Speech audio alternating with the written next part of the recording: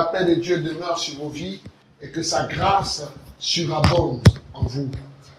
Nous vous saluons dans le merveilleux nom de notre Seigneur Jésus-Christ. Je suis le frère Joseph Christ David, premier responsable de la fraternité missionnaire Feu et Lumière. En ce matin, nous voulons encore vous entretenir sur un autre thème. Dieu est bon et sa grâce est inépuisable pour ses enfants. Le thème que nous voulons aborder ce jour, la limitation et son caractère. La limitation et son caractère. Vous voyez, ce matin, l'objectif, c'est de nous faire comprendre certaines choses. Vous savez, aussi longtemps que nous ne comprendrons pas que nous sommes malades, nous n'aspirerons pas à aller nous faire traiter. Aussi longtemps que nous ne comprendrons pas que nous sommes malades, nous n'irons pas à l'hôpital. Vous voyez, quand un fou ne reconnaît pas qu'il est fou, quand tu voudras lui proposer des soins, il va se débattre. Vous comprenez? Donc, le thème de ce matin, de ce jour, a pour objectif de nous éclairer sur certaines choses. Amen. Et avant de commencer, nous allons prier. Au nom du Père et du Fils et du Saint-Esprit. Père, nous te rendons gloire. Merci Dieu de gloire pour ta grâce et pour ta bonté. Ce matin, nous te bénissons et nous te louons. Nous t'invitons à venir prendre le contrôle, les rênes et la direction de ces instants. Libère ta puissance et ton onction sur nos vies. Et Seigneur, instruis-nous par ton esprit. Nous te l'avons demandé par Jésus-Christ notre Seigneur. Amen. Alors, ce matin, comme nous l'avons dit, le thème c'est la limitation et son caractère. Et nous allons lire deux textes qui seront nos deux textes d'appui. Luc 13, versets 10 à 16. Luc 13, versets 10 à 16. Et Marc, chapitre 5, versets 2 à 9. Marc 5, versets 2 à 9. Luc 13, versets 10 à 16. Jésus enseignait dans une des synagogues le jour du sabbat. Et voici, il y avait là une femme possédée d'un esprit qui la rendait infirme depuis 18 ans. Elle était courbée et ne pouvait pas du tout se redresser. Lorsqu'il la vit, Jésus lui adressa la parole et lui dit, « Femme, tu es délivrée de ton infirmité. » Et il lui imposa les mains. À l'instant, elle se redressa et glorifia Dieu. Mais le chef de la synagogue, indigné de ce que Jésus avait opéré cette guérison le jour du sabbat, dit à la foule, « Il y a 6 jours pour travailler. Venez donc vous faire guérir ces jours-là, et non pas le jour du sabbat. » Hypocrite, lui répondit le Seigneur, « Est-ce que chacun de vous, le jour du sabbat, ne détache pas de la crèche son bœuf ou son âne pour le mener boire? Et cette femme, qui est une fille d'Abraham, et que Satan tenait liée depuis 18 ans, ne fallait-il pas la délivrer de cette chaîne le jour du sabbat? Parole du Seigneur. Ne fallait-il pas la délivrer de cette chaîne le jour du sabbat? Marc chapitre 5, versets 2 à 9.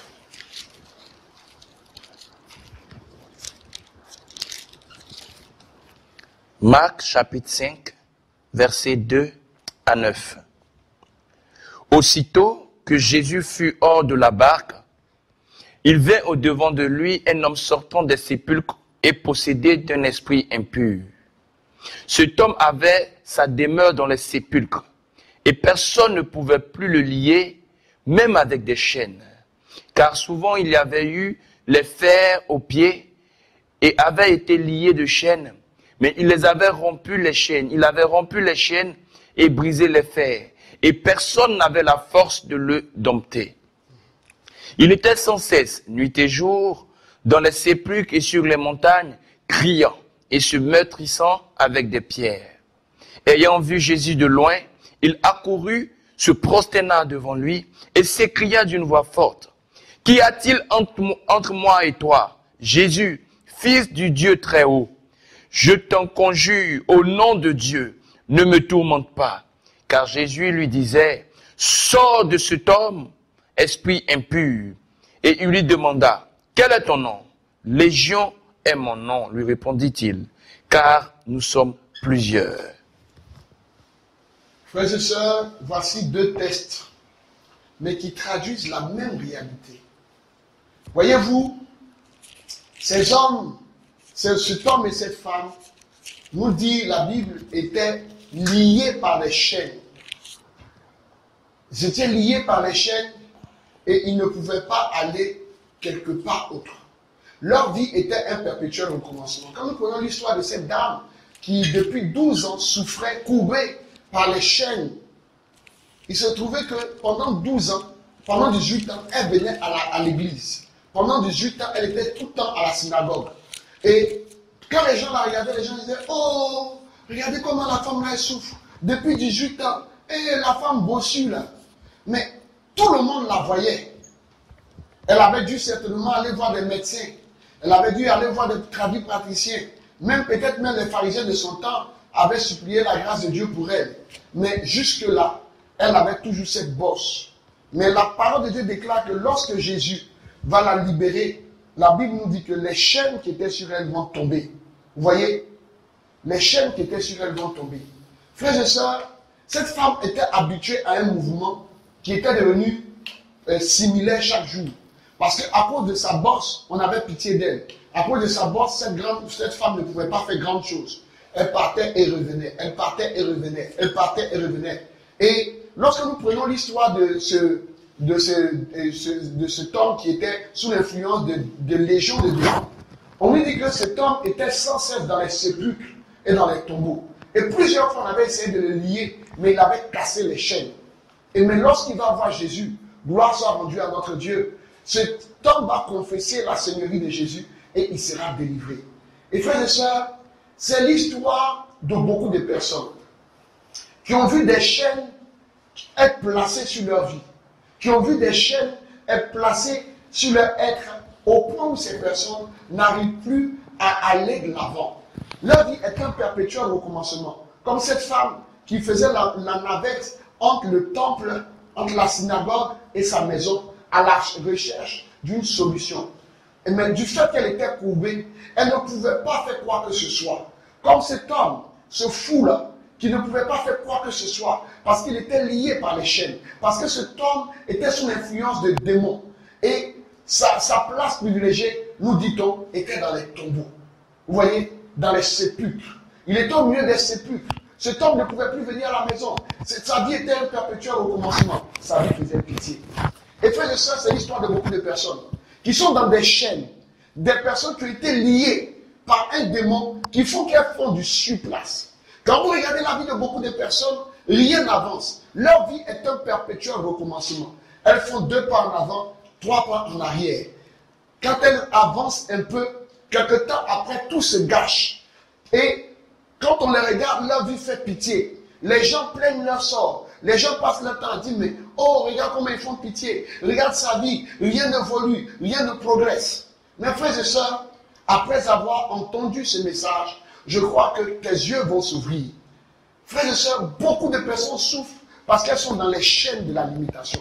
Beaucoup de personnes ne progressent pas parce qu'elles sont dans les chaînes de la limitation.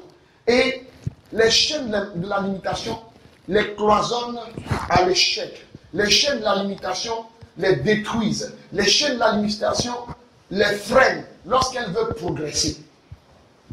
Frères et sœurs, c'est quoi la limitation? La limitation, c'est l'esprit dont le but est de tracer des limites au-delà desquelles vous ne pouvez aller.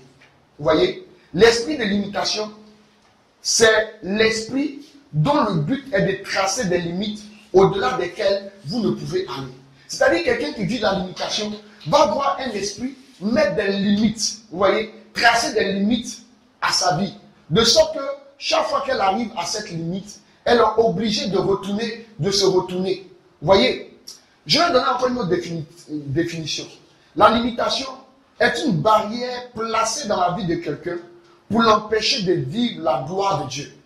Vous voyez, la Bible dit que le projet que Dieu a formé sur nos vies, c'est un projet de bonheur et non pas de malheur, afin de nous faire un avenir fait d'espérance. Mais vous allez vous rendre compte que beaucoup de personnes n'arrivent pas à atteindre la gloire à laquelle Dieu les a appelés, tout simplement parce que des barrières ont été placées sur le chemin de leur progression.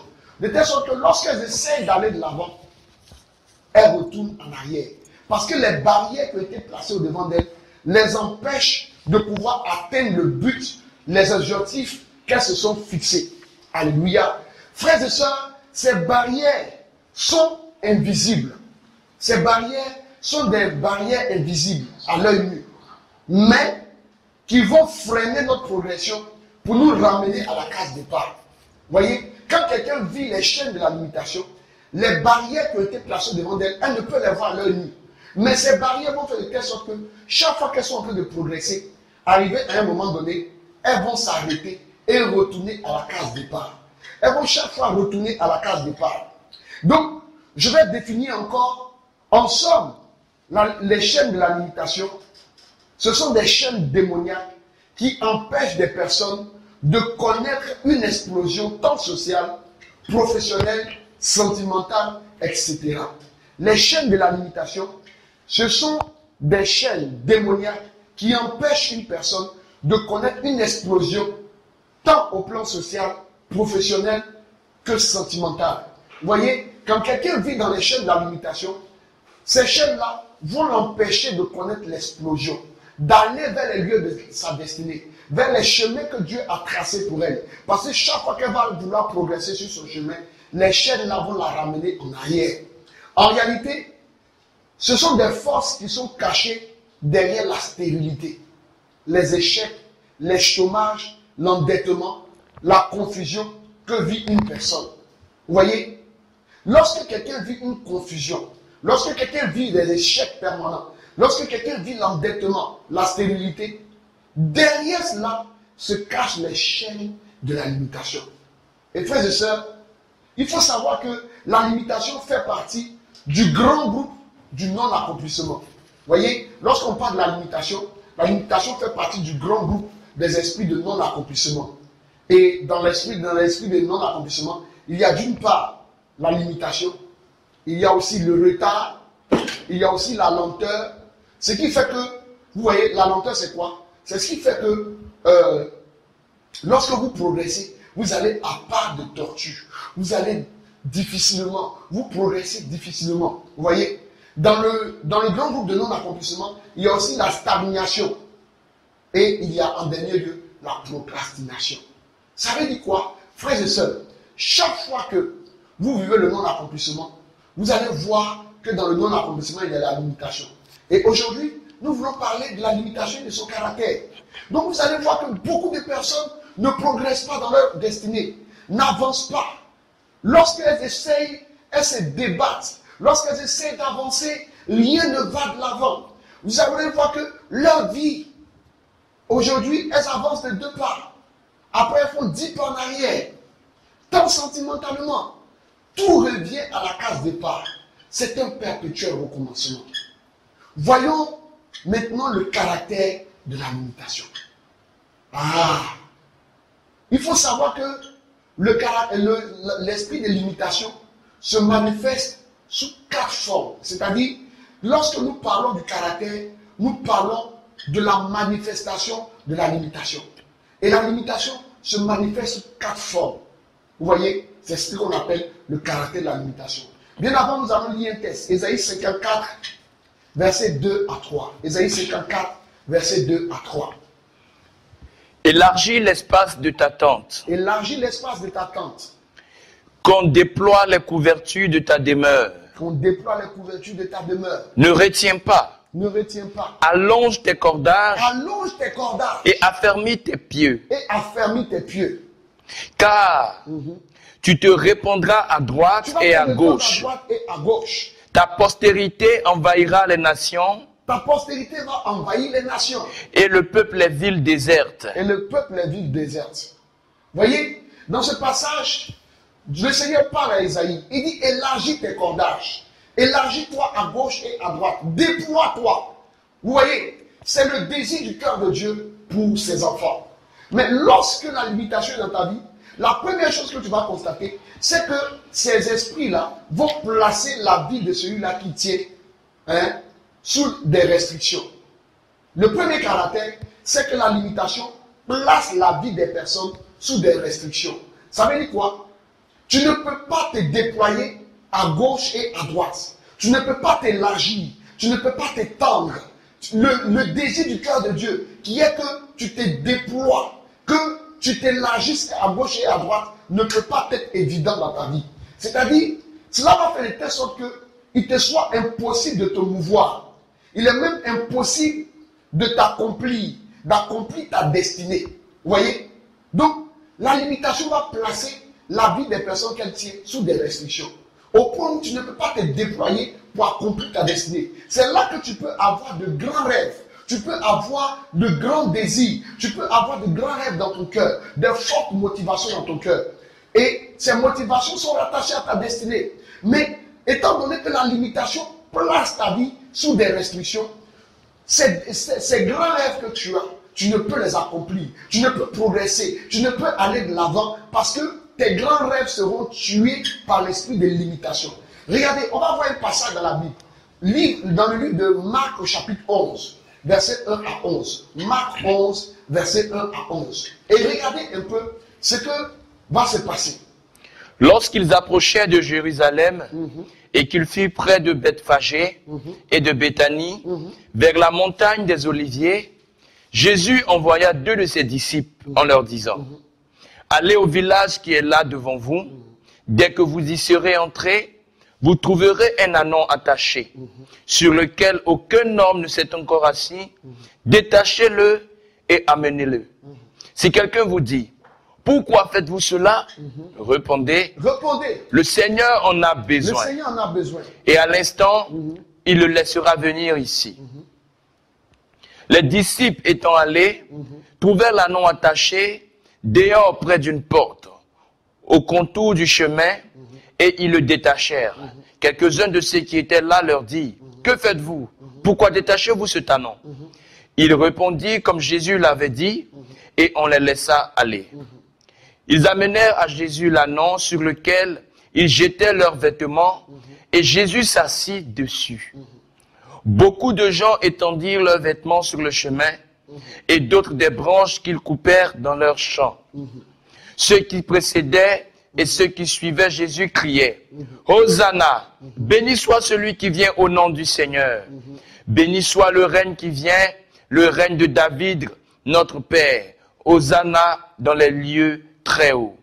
Jésus entra à Jérusalem dans le temple. Quand il eut tout considéré, comme il était déjà tard, il s'en alla à Béthanie avec les 12. Regardez cette histoire. C'est l'histoire de l'ânon. Cet ânon avait une destinée merveilleuse à accomplir. Cet ânon, quoique c'était un animal de ménage, l'objectif pour lequel son maître l'avait acquis, c'était qu'il fasse le ménage. Mais cet ânon ne pouvait pas faire le ménage. Cet ânon était attaché. Cet ânon était lié. Et la Bible nous dit qu'aucun homme n'était monté sur lui. Or, cet ânon avait été acheté pour un but bien précis, c'est qu'il devait être affecté aux tâches ménagères.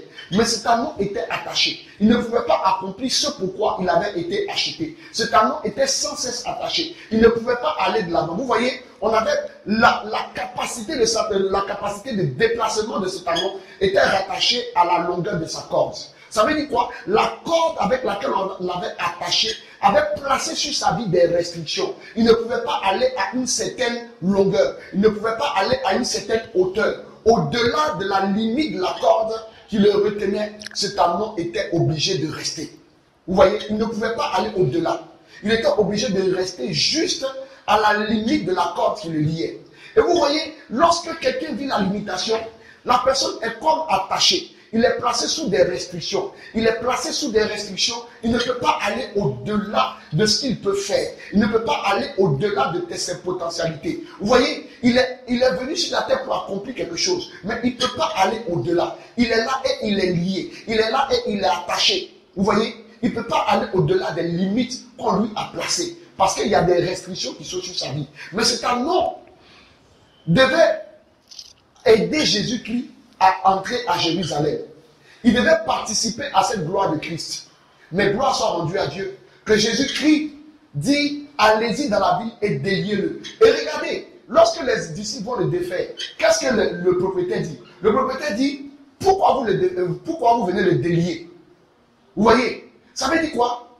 On avait mis une restriction sur sa vie au point où il était condamné à être attaché là pour toujours. Mais gloire soit rendue à Dieu qui le délie. Et il faut que ta vie soit déliée. Sinon, ta vie sera placée sous restriction. Tu ne pourras pas aller au-delà des limites qu'on t'a placées. Tu ne pourras pas aller de l'avant. Ta destinée, tu ne pourras pas l'accomplir. Parce que chaque fois que tu vas essayer d'aller un peu plus loin, on va te ramener à la case départ. Chaque fois que tu vas essayer d'aller plus loin, la corde qui te tient, tu ne pourras pas aller au-delà parce que la corde va te ramener à la position de départ. Vous voyez, j'ai l'habitude de dire que, vous voyez, quand quelqu'un attache son animal, c'est lui qui détermine là où l'animal peut aller. Et si le jour où le propriétaire est content, il va défaire un peu, il va défaire un peu, l'animal peut courir, aller un peu plus loin. Mais le jour où il n'est pas content, il tire sur la corde et le ramène à la position initiale. C'est la même chose. Des restrictions ont été placées sur la vie de beaucoup de personnes. Ce qui fait qu'elles ne peuvent pas aller plus loin, là où elles veulent. Mais elles ne peuvent qu'aller au niveau de où la barrière a été placée. Deuxième caractère de l'esprit de limitation, c'est que c'est un esprit rétrograde. Lorsque la limitation est dans ta vie, elle va placer ta vie à la rétrogradation. Elle va condamner ta vie à la rétrogradation. C'est-à-dire, tu vas faire un pas en avant et deux pas en arrière. Vous voyez, la limitation ramène toujours des personnes qu'elle tient à la case départ. Vous voyez, celui qui est dans la limitation vit un perpétuel recommencement. C'est ça l'esprit rétrograde. C'est pourquoi vous allez vous rendre compte que souvent, vous commencez quelque chose.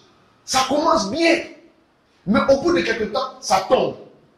Et quand ça tombe, vous allez commencer une autre activité. C'est-à-dire peut-être, là vous étiez en train de vendre tomates. Ça a bien commencé. Vous avez même des clients. Vous avez même un carnet d'adresses. Mais au bout d'un certain temps, ça tombe à l'eau.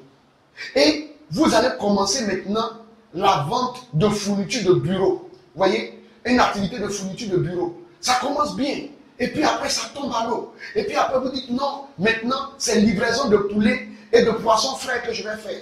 Donc, tu commandes les poissons frais, tu fais venir. Et maintenant, tu livres aux gens. Ça commence bien. Mais ça tombe à l'eau. Et c'est un perpétuel recommencement. Tu fais un pas en avant, tu reviens en arrière. Vous voyez, c'est ce qu'on appelle l'esprit rétrograde. Et c'est ce que la limitation fait dans notre vie. Le troisième élément, le troisième caractère de la limitation, c'est qu'il nous maintient dans une incapacité de nous élargir. Une incapacité à nous élargir. Vous comprenez? Je vais vous expliquer. Qu'est-ce que ça veut dire? Ça veut dire que tu vas remarquer que chaque fois que tu fais quelque chose, cela n'explose pas. Vous voyez? C'est-à-dire, après plusieurs années, tu es toujours à la même dimension. Après plusieurs années, tu es toujours à la même dimension, au même poste, au même niveau de ta vie sentimentale. Vous voyez, il y a des gens qui travaillent, mais ils sont à ce poste-là. Ça fait 12 ans, 15 ans, 16 ans. Ils n'évoluent pas. Et souvent même, il y a des jeunes gens qui viennent. Vous les formez, mais ils deviennent responsables sur vous. Ils ont des promotions, ils passent au-dessus de vous. Et vous êtes toujours à la même position. Vous voyez, tu ne peux pas exploser, tu ne peux pas t'élargir. Vous voyez, il y a des gens qui travaillent. Depuis, ils ont commencé, ils font cabine. Vous voyez, non? Ils font cabine. Mais après plusieurs années, ils sont toujours assis derrière ces 4 planches-là. Ils sont toujours derrière cette même cabine. Vous voyez, entre-temps, ils ont des amis qui ont commencé par la cabine, qui aujourd'hui ont boutique. Mais elle ne peut pas aller de l'avant. Même dans la cabine, elle est endettée. Vous voyez, tu ne peux pas t'élargir. Même dans ta vie sentimentale, tu ne peux pas t'élargir, tu ne peux pas exploser. C'est-à-dire, tu as rencontré un homme. Depuis plusieurs années, il ne veut pas te marier. Et puis tu es là. Et aujourd'hui, il te promet un mariage. Tu es heureuse. Quelques jours après, il n'en parle plus. Et tu es toujours là. Ça fait 7 ans, tu es dans la même relation. Il n'a même pas fait d'autres même. Même quand il n'est pas encore allé faire. Mais tu es encore là.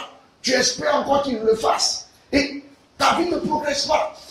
Et tu vas regarder, à côté de là, tu as tes camarades qui ont commencé des relations. Après 2 ans, après 3 ans, on les a mariés. Et après 7 ans, tu es encore là. Vous voyez? C'est le troisième caractère de l'esprit de l'imitation. Tu ne peux pas exploser.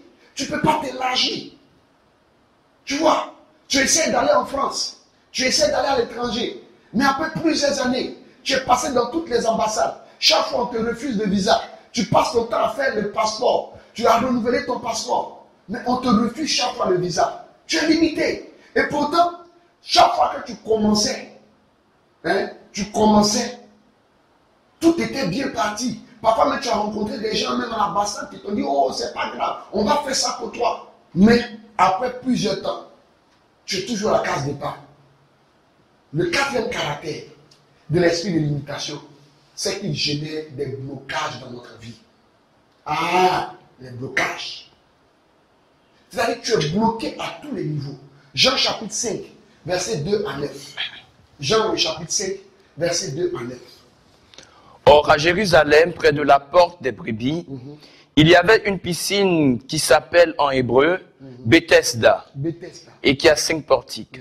Sous ces portiques étaient couchés un grand nombre des malades, des aveugles, des boiteux, des paralytiques, qui attendaient le mouvement de l'eau. Car un ange descendait de temps en temps dans la piscine et il agitait l'eau. Et celui qui y descendait le premier, après que l'eau avait été agitée, était guéri, quelle que soit sa maladie. Là, se trouvait un homme malade depuis 38 ans. Jésus, l'ayant vu coucher, et sachant qu'il était malade depuis longtemps, lui dit, « Veux-tu être guéri ?»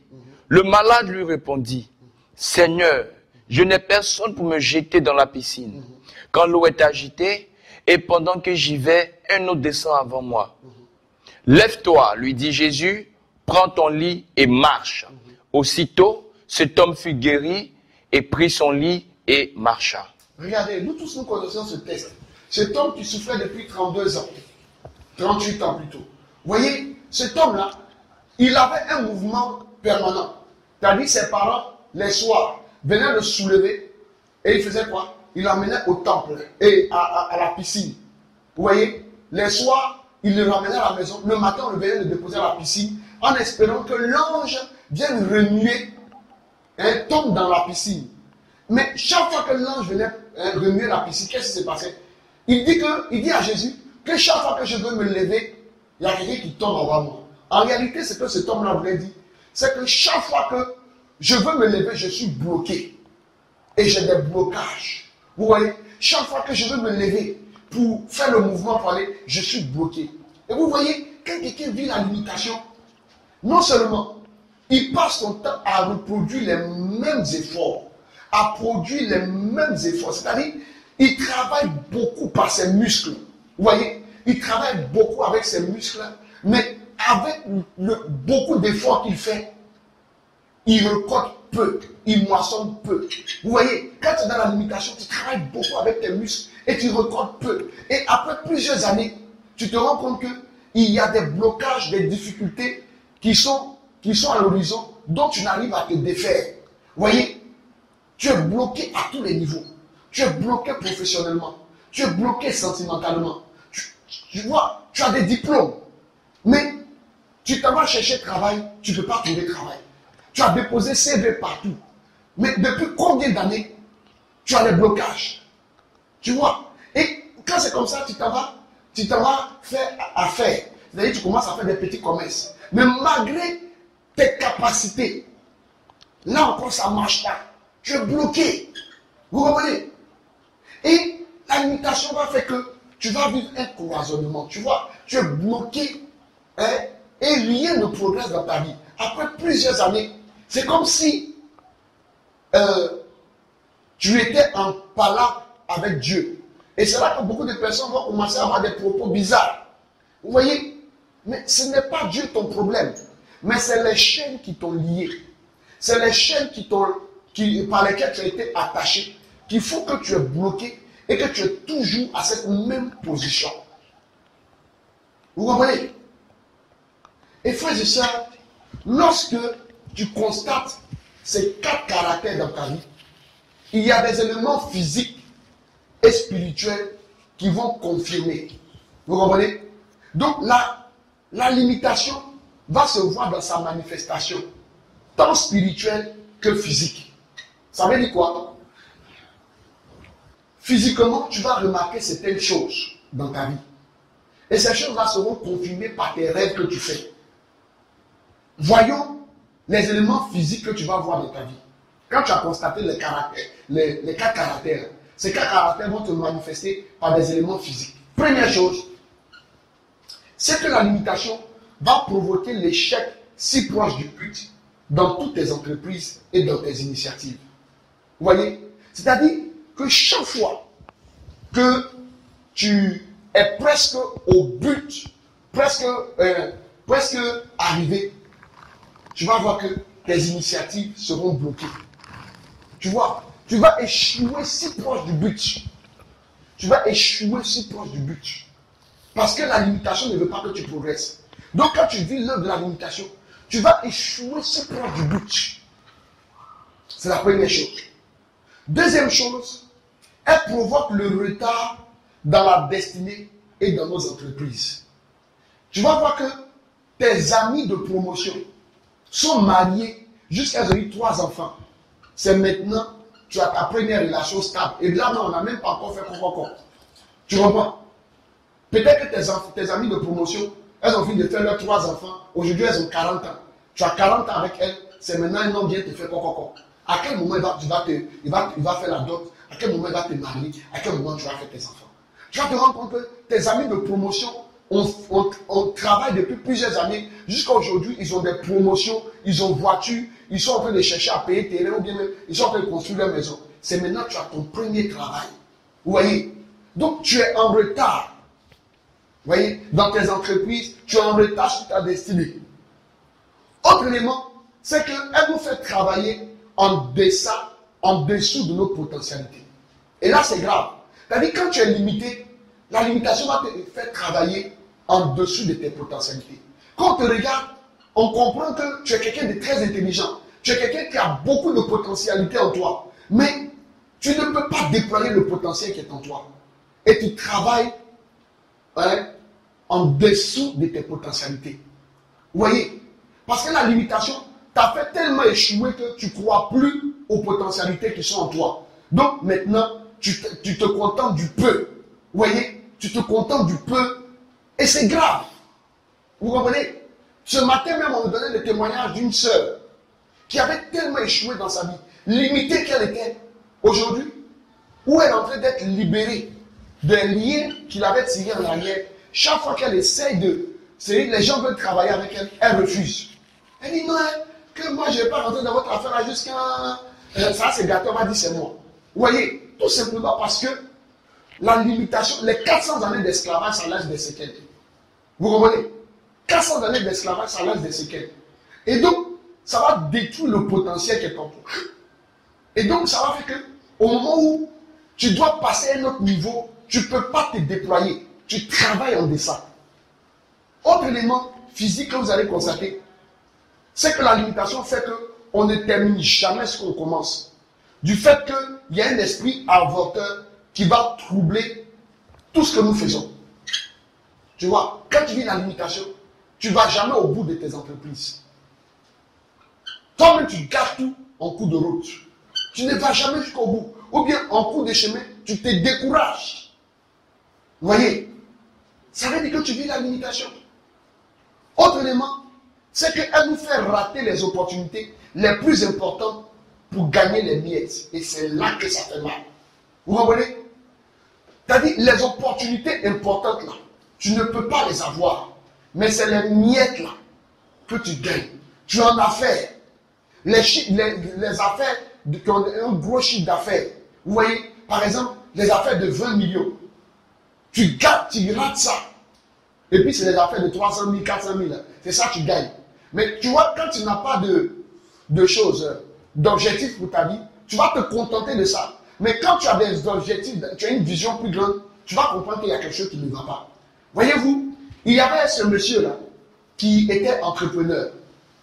Et chaque fois qu'il faisait ses entreprises, chaque fois qu'il faisait ses affaires, les marchés, quand on fait les appels d'offres, les marchés de grosses sommes, il les ratait. Vous comprenez? Il ratait les gros marchés. C'est le marché de 500 000, 400 000, c'est ça il gagnait. Les 3 millions, les 5 millions, 50 millions, 20 millions, il ratait tout ça. Et il va aller trouver un serviteur de Dieu. Et le serviteur de Dieu va lui dire, mon frère, Dieu dit de te dire d'aller construire la maison de ta maman. Vous comprenez? Il dit au serviteur de Dieu, je ne peux pas construire une maison de ma maman. Il dit pourquoi? Il dit non, ma maman, elle ne nous a pas reconnus quand on était enfant. Elle nous a abandonnés à notre papa et elle est partie.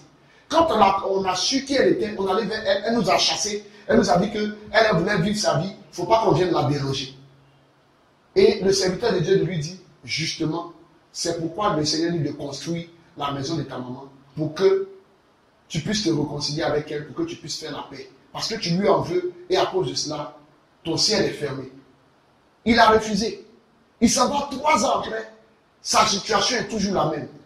Et il revient voir le serviteur de Dieu pour lui dire que j'ai compris, je vais aller construire.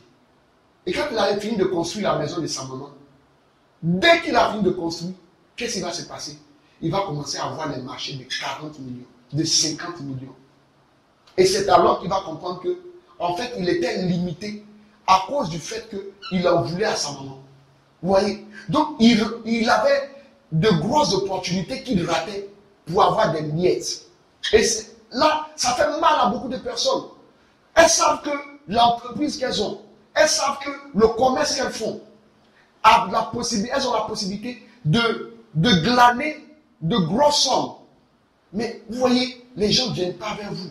Et c'est lorsqu'il y a des petits marchés que les gens viennent vers vous. Vous comprenez? Et souvent même, vous avez des amis. Vous avez des amis qui sont dans des sociétés. Vous allez les voir pour dire non, moi j'ai créé ma structure de temps. S'il y a des marchés, il faut me voir. Quand il y a les gros marchés, la personne t'oublie. Mais c'est quand il y a les petites opportunités là, c'est là qu'elle se rappelle de toi. Vous voyez, c'est la limitation.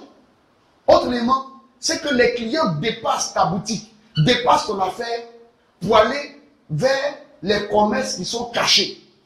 Vous voyez, quand tu vis la limitation, c'est que tu as ta boutique, ton commerce en bordure de route. Les gens vont te dépasser pour aller dans les commerces qui sont cachés, dans le fin fond. Parce qu'en réalité, quand tu vis la limitation, c'est comme si l'esprit la place un voile, un manteau sur ce que tu fais, de telle sorte qu'on ne te voit pas. Autre élément, c'est que tu peux te marier, mais être retardé pour avoir des enfants. Vous voyez, quand tu vis la limitation, tu peux te marier, mais être retardé pour avoir des enfants. Ça veut dire qu'il y a quelque chose qui ne va pas. Autre élément que la limitation provoque, c'est qu'elle provoque la procrastination et la stagnation. Vous voyez, lorsque tu es limité, tu auras toujours tendance à remettre à demain ce que tu peux faire aujourd'hui. Tu peux faire ça et te dire, non, j'ai fait ça dans 2 jours. Oh, je suis fatigué aujourd'hui là. Demain, j'ai fait. Et demain, l'opportunité te passe sous la main.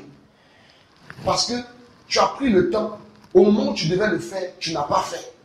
Vous voyez, mais c'est la limitation qui te condamne à la procrastination. Autre élément, c'est que la limitation provoque l'improductivité dans tout ce que nous entreprenons. Vous voyez, tout ce que tu entreprends ne produit pas, ne porte pas de fruits. Tu es limité. Quand tu es limité, là, tout ce que tu vas faire ne peut pas porter de fruits. Ne peut pas aller jusqu'au bout. Ne peut pas aller jusqu'à son comble. Tu es limité. Comprenez? Autre élément. Lorsque tu es limité, vous voyez, la limitation va te faire prendre les mauvaises décisions. Les mauvaises décisions. Les mauvaises décisions. Vous comprenez? La limitation va te faire prendre les mauvaises décisions de ta vie. Tu ne comprendras pas pourquoi tu choisis de faire ça alors que tu avais la possibilité de faire ça. Et lorsque tu prends cette direction, tu te rends compte que tu t'es trompé et tu es obligé de revenir en arrière pour aller prendre maintenant la bonne voie. Tout cela parce que tu es limité.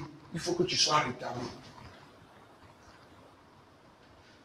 La dernière chose que cela va produire, c'est qu'elle fera de telle sorte que les opportunités de bénédiction ne viendront jamais à toi sans qu'il y ait des problèmes derrière. Vous comprenez?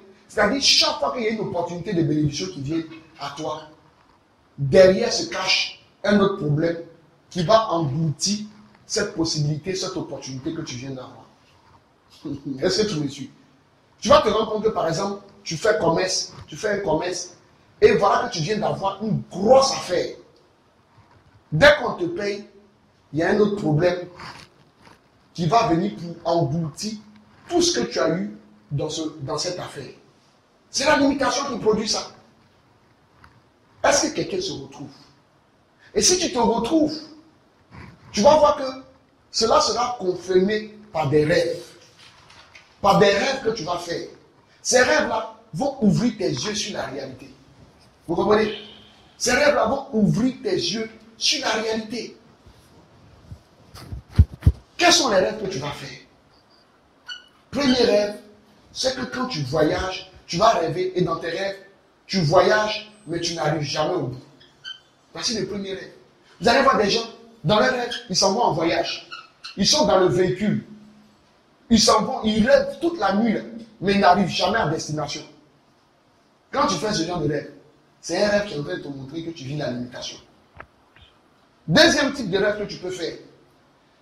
Tu vas te voir en train d'escalader des collines, des montagnes, des escaliers, et tu n'arrives jamais au sommet. Et ces rêves-là, beaucoup de personnes les font. Tu rêves, tu es en train de monter une colline, et tu arrives au milieu, tu es fatigué, et puis tu te réveilles. Ou bien, tu rêves, tu es en train de monter les escaliers, et c'est dur pour monter, et puis tu n'arrives jamais au sommet. Ou bien tu fais les 3 quarts, le 1 tiers, et puis tu t'arrêtes. C'est le signe qu'il y a une œuvre de limitation dans ta vie. Autre élément, si tu constates que dans tes rêves, on te fait des offrandes de fruits non mûrs ou de fruits pourris, c'est pas bon. Si tu constates qu'on te fait des offrandes de fruits pourris, de fruits non mûrs, ou encore on te donne des poissons pourris. Vous voyez, dans tes rêves, on te fait don de poissons pourris. Ou bien on te fait don d'enlever de petits poissons. C'est le signe que tu vis la limitation. Et ça, ces rêves-là, les personnes le font. Autre élément, si tu constates que dans tes rêves, on te poursuit et que tu n'arrives pas à courir. Vous voyez, souvent vous allez voir des personnes qui font des rêves. Et dans les rêves, là, elles sont dans des situations de danger. Et dans le rêve, elles veulent fuir. Et quand tu commences à courir, tu as l'impression qu'on a lié tes pieds. Et tu cours comme au ralenti. Vous voyez, quand on était enfant, il y avait un film qu'on appelait L'homme qui valait 2 milliards d'années. Vous voyez, quand la situation est forte et qu'il doit courir, quand il commence à courir, il court et puis on voit que ça devient comme un ralenti. Il court comme ça. Mais quand tu regardes, tu as l'impression qu'il ne court pas. Alors qu'il va à une vitesse inouïe. Vous voyez? Et dans tes rêves, lorsqu'il y a une situation de danger qui se présente, que tu veux courir, tu te rends compte que c'est comme si on avait lié tes pieds et puis tu cours au ralenti. Et quand tellement que le danger se rapproche de toi, tu t'élèves et puis tu dis, mais, pourquoi je n'arrivais pas à courir? Mais tout simplement parce que il y a des chaînes qui sont sur tes pieds. Il y a des limites qui ont été placées sur ta vie. Voyez? Autre élément. Si tu vois dans tes rêves, tu te vois constamment au village ou dans le lieu où tu as grandi. C'est ce qu'on appelle la rétrogradation. Et ces rêves-là, beaucoup de personnes le font. Elles voient, elles rêvent, elles se retrouvent dans les milieux où elles ont grandi. Elles se retrouvent au village. Chaque fois qu'elles rêvent, elles se retrouvent au village. Ou bien dans une ville où elle a grandi, où elle a passé son enfance. Vous voyez? Ou bien elle se retrouve à la fac. Alors qu'il y a plusieurs années de cela, elle est sortie de la fac. C'est le signe qu'il y a la rétrogradation, donc œuvre de limitation. Ou encore, si vous rêvez que dans vos rêves, vous vous retrouvez en train de composer, alors qu'il y a longtemps vous n'allez plus à l'école, vous vous retrouvez sur les bancs d'école, par exemple au lycée ou bien dans ton primaire, et tu es en train de composer. Tu vois, tu te retrouves en train de composer. Et puis, c'est comme si tu n'arrives pas à progresser. Et puis on dit, il est presque l'heure. Et puis dans le rêve, tu es perturbé, tu es troublé. C'est le signe qu'il y a une œuvre de rétrogradation dans ta vie. Amen, amen, amen. Autre élément, se voir en train de ramasser dans tes rêves des escargots ou des tortues, ou bien tu te retrouves au milieu des escargots ou des tortues. Quelle est la caractéristique de ces animaux-là? C'est qu'ils sont habités par la lenteur. Donc, si tu rêves, que tu constates souvent que tu es au milieu des tortues, ou bien tu es en train de ramasser des tortues ou des escargots, c'est le signe que tu vis une œuvre de lenteur, d'où l'œuvre de l'imitation. Autre élément, si tu constates dans tes rêves que tu vas quelque part et chaque fois ta route est barrée, c'est-à-dire tu vas quelque part et le chemin que tu empruntes est barré, soit par de l'eau, soit par des animaux, soit par un arbre, et tu es obligé de te retourner ou aller faire un détour, c'est le signe qu'il y a la limitation dans ta vie. Vous voyez? C'est le signe qu'il y a la limitation dans ta vie. Et frères et sœurs, lorsque les chaînes de la limitation, ou encore les barrières de la limitation sont dans ta vie, vous voyez, c'est les rêves. J'ai parlé des manifestations physiques, et là je viens de finir avec les rêves. Et en nota bene, avant de terminer, c'est que lorsque tu es au milieu des chaînes de la limitation, les chaînes seront placées sur 3 aspects de ta vie. Vous voyez, les chaînes de la limitation vont lier nos vies à 3 niveaux. Première chose, c'est que les chaînes de la limitation vont lier tes mains. Les chaînes au niveau des mains, c'est les œuvres de tes mains. Tu vois, puisque on dit que la limitation, ce sont des chaînes qui bloquent notre explosion, qui nous empêchent de nous épanouir. Et lorsque tu vis dans la limitation, les chaînes seront placées à tes mains. Et les mains, c'est la symbolique des œuvres de nos mains, de tout ce que nous entreprenons, de tout ce que nous faisons. Vous voyez, étant donné qu'il y a des chaînes à tes mains, tu vas te rendre compte que tout ce que tu touches, tout ce que tu fais de la main ne progressera pas, ne marchera pas. Le deuxième niveau où les chaînes sont placées, c'est au niveau de nos pieds. Les pieds, c'est la symbolique de l'avancement et des possessions. Vous voyez, c'est pourquoi la Bible dit dans le livre de Josué, tout lieu où fleura la plante de tes pieds, ce lieu te sera soumis. Ça veut dire quoi? C'est avec le pied qu'on possède un espace. C'est avec le pied qu'on possède les territoires. C'est avec le pied qu'on avance. Et le pied, c'est la symbolique de ton avancement, de ta possession, de la possession de ton héritage. Et lorsque tu vis dans la limitation, des chaînes seront placées à tes pieds. De telle sorte que tu ne peux pas progresser. Tu ne peux pas avancer. Tu ne peux pas posséder ton héritage. Vous voyez? Et le troisième niveau où les chaînes sont placées, c'est à ton cou. Vous voyez? Les chaînes seront placées à ton cou. Le cou, c'est la symbolique de la direction, de l'orientation. Vous voyez? Le cou, c'est la symbolique de l'orientation, de la direction. Vous voyez le mouvement que je fais? Quand le cou se tourne, tout de suite, l'homme se dirige là où son cou se tourne, où sa face se tourne. Et donc, on va mettre des chaînes sur ton cou. Et c'est là que tu vas te rendre compte que lorsque les chaînes sont placées sur ton cou, tu feras toujours les mauvais choix. Tu vas toujours mal t'orienter. Tu vas toujours prendre les mauvaises décisions pour ta vie. Et cela va faire de telle sorte que tu seras toujours en train d'échouer et en cours de route, de faire votre face, de retourner sur tes pas. Vous voyez? Donc, le cou, c'est la symbolique de la direction, de l'orientation. Et lorsque les chaînes de la limitation sont placées à ton cou, tu vas toujours être mal orienté. Tu vas toujours prendre les mauvaises décisions. Frères et sœurs, le Seigneur a dit, élargissez vos cordages. Il faut que tu comprennes quand tu vis la limitation, c'est possible que tu puisses en sortir. Mais pour en sortir, ce n'est pas une question d'aller voir les marabouts. Ce n'est pas une question d'aller voir les féticheurs. Ce n'est pas une question d'aller voir un devin. Mais c'est le Seigneur Jésus-Christ. Lui seul qui a payé le prix à la croix, qui peut te libérer des chaînes de la limitation. Christ seul est venu mourir à la croix. Jésus seul est venu et a payé un prix fort pour que les chaînes qui étaient sur nos vies puissent être cassées. Vous voyez, cette femme était liée. Cette femme qui était au temple depuis 18 ans, elle était courbée. Et la Bible dit que lorsqu'elle sera délivrée, le Seigneur dit, ne fallait-il pas la libérer des chaînes qui la maintenaient dans la captivité? Frère, peut-être que la limitation a plombé ta vie. Ma soeur, peut-être que la limitation a détruit ton être.